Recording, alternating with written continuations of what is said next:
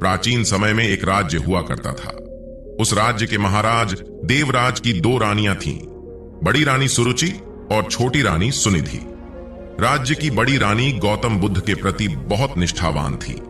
राजा देवराज की पहली पत्नी सुरुचि थी, जिसका स्वभाव किसी साध्वी की तरह था। वो गौतम बुद्ध को अपना भगवान मानती थी और उनके बताए मार्ग पर चलने की कोशिश करती। उनके साथ उनका बेटा वीर भी खेलता रहता, लेकिन देवराज का पूरा ध्यान अपनी दूसरी पत्नी सुनिधि के ऊपर ही रहता, क्योंकि वो देखने में बहुत ज्यादा खूबसूरत थी। इसी खूबसूरती की विलासिता में महाराज खोए रहते थे। राजमहल की ज्यादातर तमाम सुख सुविधाएं दूसरी पत्नी सुनिधि और उसके बेटे सुमंत को ही मिला करती थी। दोनों ही पत्नियों के राजदूलारों की खिलखिलाहट से पूरा महल जगमग रहता। रियासत के लोगों को भी पता चल चुका था कि उन्हें होने वाला राजकुमार मिल चुका है। राज्य के लोग अक्सर सोचा करते थे कि भविष्य में राजगद्दी पर कौन बैठेगा, तो इस पर ज्यादातर लोगों का मत सुरुचि के पुत्र वीर के ऊपर ही था कि भविष्य के राजा वही होंगे, क्योंकि धर्म और नीति के अनुसार बड़े पुत्र को ही राजगद्दी मिलनी चाहिए। लेकिन समय की लकीरों को कुछ और ही मंजूर था। देवराज की पहली पत्नी सुरुचि का स्वभाव बड़ा शांत और न्याय संगत था। वो न्याय, धर्म और बौद्ध धर्म की बातें किया करती। मां की संगत पाकर बेटा वीर भी उसी स्वभाव का हो गया था। वीर अब बड़ा हो रहा था, उसका स्वभाव ऐसा हो गया कि उसे जो भी मिलता वो भी मां की तरह संतोष कर लेता। समय का चक्र चलता गया और एक दिन रियासत का दरबार सजा हुआ था। उसी दिन भावी राजकुमार के नाम की घोषणा भी की जानी थी। सभी इस बात को लेकर आत्मविश्वासी हुए पड़े थे कि होने वाला राजकुमार वीर ही होगा। महाराज अपनी पत्नी सुनिधि के साथ सिंहासन पर बैठे हुए थे। महाराज छोटे बेटे सुमंत को दुलार रहे थे। वही वीर अपनी मां सुरुचि के साथ दरबार में बैठा हुआ था। सभी पुरोहितों ने वीर की मां को बता दिया था कि आज राज दरबार में वीर के राज तिलक की पूजा है, उसे तैयार करके लाना। वीर की मां सुरुचि ने भी बड़े दुलार से अपने बेटे को तैयार किया था और ईश्वर के सामने प्रार्थना की और माथा टिकवाया। महल में शंख बजने शुरू हुए। पुरोहितों ने वीर का नाम भी लिया। बालक वीर सौम्या अंदाज में पिता की गद्दी की तरफ बढ़ा और अपने पिता का आशीर्वाद लिया। राजा आशीर्वाद देने के लिए हाथ उठाते कि दूसरी रानी सुनिधि ने वीर को पीछे धकेल दिया। वीर की आंखों से आंसू गिरने लगे।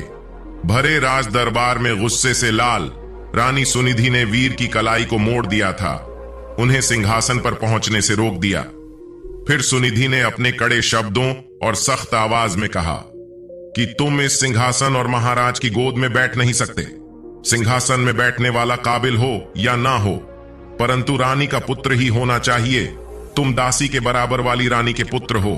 सिंहासन पर मेरा पुत्र सुमंत ही बैठेगा और जो सिंहासन पर बैठेगा जनता उसी को राजकुमार मानकर आदर सम्मान देगी। तुम जाओ अपनी माता के पास और बुद्ध की सेवा करो। मेरे रहते तुम्हें आत्मसम्मान कभी नहीं मिल सकता।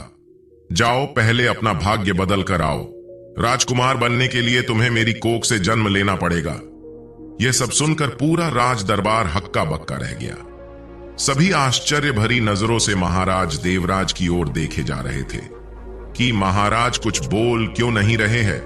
लेकिन महाराज बोलते भी क्या, वे नजरें झुकाए बैठे थे, क्योंकि उनकी आंखों और मन पर तो रानी सुनिधि की खूबसूरती और विलासिता का पर्दा पड़ा हुआ था। ऐसे में भला वो रानी का विद्रोह कैसे कर सकते थे? अगर वो रानी का विद्रोह करते तो उनकी विलासता भरी रातें कैसे रंगीन होती। खूबसूरत जिस्म का आनंद लेने से वंचित हो जाते। वीर को अपनी सौतेली मां की बातों से ज्यादा बुरा अपने पिता के चुप रहने का लगा। कुछ देर बाद वीर राजमहल के बाहर चला गया। संध्या में आरती का समय हो चला था। वीर की मां सुरुचि ने वीर को अपने पास बुलाया। वीर का चेहरा देखकर वो घबरा गई। वीर ने उनसे कहा कि मां, पिताजी हमारे साथ ऐसा क्यों करते हैं? अब हमारा क्या होगा? क्या मुझे कभी किसी का मान सम्मान प्राप्त नहीं हो पाएगा? जवाब देते हुए वीर की मां ने अपनी उंगली से मंदिर की तरफ इशारा किया। यह कमरा कुछ दूरी पर था और इसमें महात्मा बुद्ध की मूर्ति रखी हुई थी। वीर ने इशारा करते हुए पूछा, वहां क्या है मां? जवाब देते हुए मां बोली, वो महात्मा बुद्ध है, वही तुम्हें सिद्ध बनाएंगे। उनकी शरण में जाओ बेटा, यह सुनते ही वीर ने बहुत अच्छा महसूस किया। सुरुचि बोली, बेटे, तुम्हारे लिए इस सिंहासन से भी कहीं बड़ा और आगे का सिंहासन बना हुआ है। इसलिए इस सिंहासन लालसाव मोह त्याग कर उस बड़े सिंहासन को प्राप्त करो। जब तुम उस सिंहासन पर बैठेंगे तो उसे पाना इतना आसान नहीं है कि जीवन के उस सिंहासन तक तुम्हें महात्मा बुद्ध की शिक्षाएं लेकर जाएंगी। लेकिन वीर को अब भी यह समझ नहीं आ रहा था कि मां आखिर किस तरह के सिंहासन की बात कर रही है, जो राज सिंहासन से भी कहीं बड़ा है। उसके कानों में तो अभी भी सौतेली मां के स्वर गूंज रहे थे। लेकिन वीर की मां ने देर नहीं की और उसे बुद्ध की मूर्ति के सामने लाकर खड़ा कर दिया और कहा कि अब सिर्फ महात्मा बुद्ध ही तुम्हारा कल्याण करेंगे। तुम उन्हीं के बताए मार्ग पर चलो, उनकी शिक्षाओं का अनुसरण करो। तुम्हें पता चल जाएगा कि जीवन का असली सुख कहां है। फिर वीर ने मां से सवाल किया कि मां, क्या बुद्ध का स्थान पिता से भी बढ़कर है? वीर की मां ने मुस्कुराते हुए कहा कि महात्मा बुद्ध सबसे ऊपर है। मां की इस बात से वीर ने प्रेरित होकर कहा कि मां, अब से मैं बुद्ध जी की गोद में ही बैठूंगा, उन्हीं के बताए मार्ग व विचारों का पालन करूंगा। मैं कठिन से कठिन साधना करके उन्हें प्रसन्न करूंगा, इनकी शिक्षाओं को अपने जीवन में उतारूंगा। वीर ने बड़े दृढ़ निश्चय से कहा, देख लेना मां, एक दिन बुद्ध मुझे अपनी गोद में जरूर बैठाएंगे। रानी सुरुचि अपने बेटे की इन मासूम बातों को सुनकर हैरान थी। मां ने वीर को गोद में उठाया और कहा कि पूरे मन से बुद्ध की बातों का अनुसरण करो। वीर भी गोद से उतरते हुए जवाब दिया कि आज से मेरे आराध्य बुद्ध हो गए हैं। कुछ ही दिनों में वीर बुद्ध की उपासना करता हुआ ध्यान मग्न होने लगा। वीर ने अब राजमहल छोड़ने का फैसला कर लिया। जो लड़का कल तक अपनी मां के पल्लू में छिपा घूमता रहता था, वो आज महल छोड़कर जंगल जाने का फैसला ले रहा है। इतने बड़े फैसले और जीवन परिवर्तन से सभी हैरान थे और मां को भी चिंता हो रही थी। माता पिता को प्रणाम कर वीर अब बुद्ध ज्ञान लेने जंगल की ओर निकल गया। महाराज देवराज को भी अपनी गलती का एहसास होने लगा, लेकिन अब भी वो कुछ न कर पाए। वीर बुद्धम शरणम गच्छामि शब्दों का निरंतर जाप करता हुआ अपने पथ पर निकल गया। कोसों दूर पहुंचने के बाद वीर की मुलाकात एक बौद्ध भिक्षु से हुई। वो एक कुटिया में रहा करते थे। वहां उनके कुछ शिष्य भी थे। वीर ने बौद्ध भिक्षु से ज्ञान मांगा और कहा कि उन्हें बुद्ध से मिलना है। इसके जवाब में बौद्ध भिक्षु ने महात्मा बुद्ध की कहानी बताते हुए कहा कि खुद को जान लेना ही बुद्ध को जान लेना है। लेकिन फिर भी वीर ने बुद्ध से मिलने की जिद नहीं छोड़ी। तब बौद्ध भिक्षु ने कहा, तुम अभी आराम करो, मैं कल सुबह तुमसे बात करूंगा। पूरी रात गुजर गई। वीर बुद्धम शरणम गच्छामि का जाप करता रहा। सुबह हुई तो वीर ने बौद्ध भिक्षु से फिर सवाल किया। भिक्षु ने जवाब में कहा कि अभी मेरी एक अंगूठी खो गई है, उसमें मेरी जान बसती थी, उसे खोज दो, फिर मिलवाता हूं। वीर पूरे मन से उस अंगूठी को खोजने में लग गया। सुबह से रात हो गई लेकिन अंगूठी नहीं मिली। फिर बौद्ध भिक्षु ने वीर को दिया लेने के लिए कुटिया के अंदर भेजा। वहां पहुंचकर वीर ने देखा कि अंगूठी तो अंदर ही संभाल कर रखी हुई है। यह दृश्य देखकर वीर को बहुत दुख हुआ। उसने बौद्ध भिक्षु से कहा कि जब आपने अंगूठी को अंदर ही रखा हुआ था तो आपने मुझसे बाहर क्यों तलाश करवाया? इसका जवाब देते हुए बौद्ध भिक्षु बोले कि ठीक इसी तरह बुद्ध भगवान भी तुम्हारे अंदर विराजमान है, फिर भी तुम उन्हें बाहर क्यों खोज रहे हो?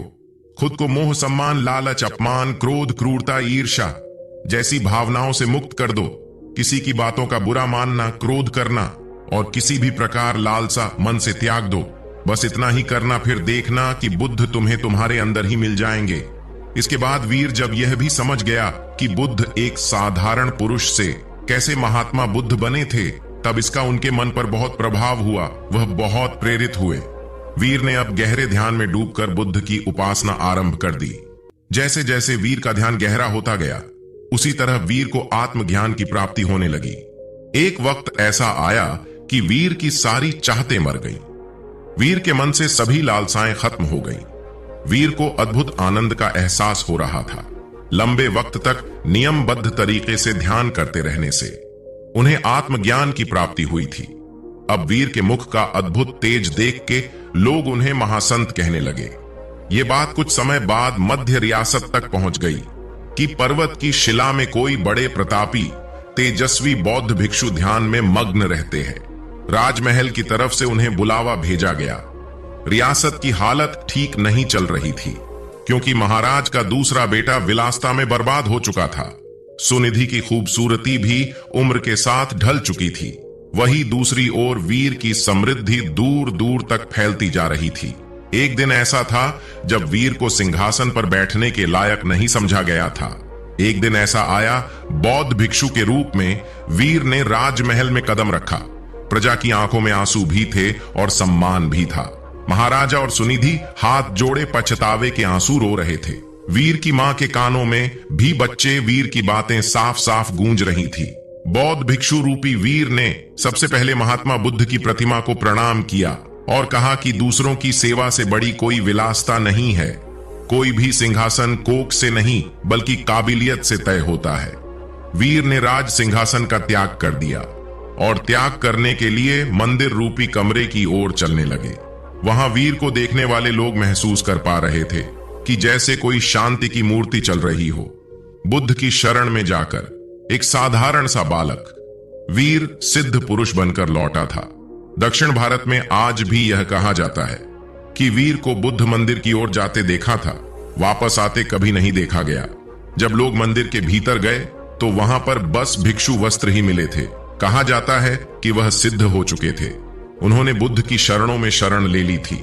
साथियों, इस कहानी से हमें सीखने को मिलता है कि कर्म भाग्य से कहीं बड़ा होता है, परिस्थितियों को बदल देने की क्षमता रखता है। बुरा कर्म धीरे धीरे मनुष्य से एक दिन सब कुछ छीन लेता है।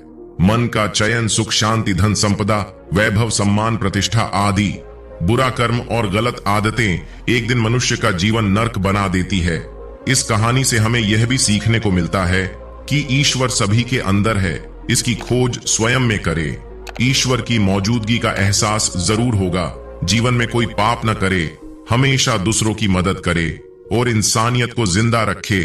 धन्यवाद।